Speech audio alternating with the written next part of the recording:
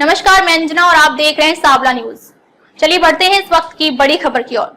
आखिरी के कुछ घंटों में अचानक महाराष्ट्र चुनाव को लेकर संजय राउत का चौंकाने वाला दावा। शिवसेना यूबीटी के नेता संजय राउत ने नवंबर में हुए महाराष्ट्र विधानसभा चुनाव में आखिरी के कुछ घंटे में मतदान में अचानक बढ़ोतरी का हवाला देते हुए महाराष्ट्र सरकार पर निशाना साधा है। उन्होंने सोमवार को आरोप लगाया कि देवेंद्र फडणवीस सरकार निष्पक्ष तरीके से चुनी हुई सरकार नहीं है। संजय राउत ने मीडिया से कहा, यह सरकार निष्पक्ष तरीके से नहीं चुनी गई। आखिरी के कुछ घंटों में अचानक मतदान में जो बढ़ोतरी हुई है वह घोटाला है।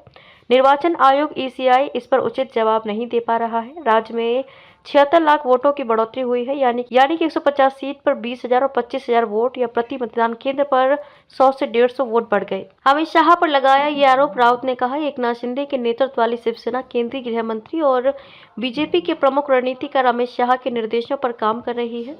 उन्होंने आरोप लगाया कि ये बीजेपी द्वारा बनाई गई पार्टी है। मैं स्पष्ट रूप से कह रहा हूं कि भविष्य में शिवसेना एकजुट नहीं रहेगी। शिवसेना के करीब 20 विधायक मुख्यमंत्री देवेंद्र फडणवीस और बीजेपी के करीबी हैं। दिल्ली चुनाव को लेकर क्या बोले संजय राउत? उन्होंने ये भी कहा कि आम आदमी पार्टी दिल्ली चुनाव जीतेगी, जिसके लिए मतदान 5 फरवरी को होगा और नतीजे 8 फरवरी को घोषित किए जाएंगे। आपको बता दें, महाराष्ट्र नवनिर्माण सेना के प्रमुख राज ठाकरे भी चुनाव की निष्पक्षता पर सवाल उठा चुके हैं।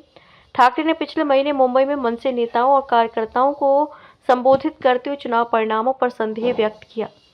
उन्होंने सवाल किया कि अजीत पवार के नेतृत्व वाली राष्ट्रवादी कांग्रेस पार्टी एनसीपी ने विधानसभा चुनाव में 41 सीटें कैसे जीती, जबकि उसे कुछ महीने पहले हुए लोकसभा चुनाव में उसे केवल 1 सीट मिली थी।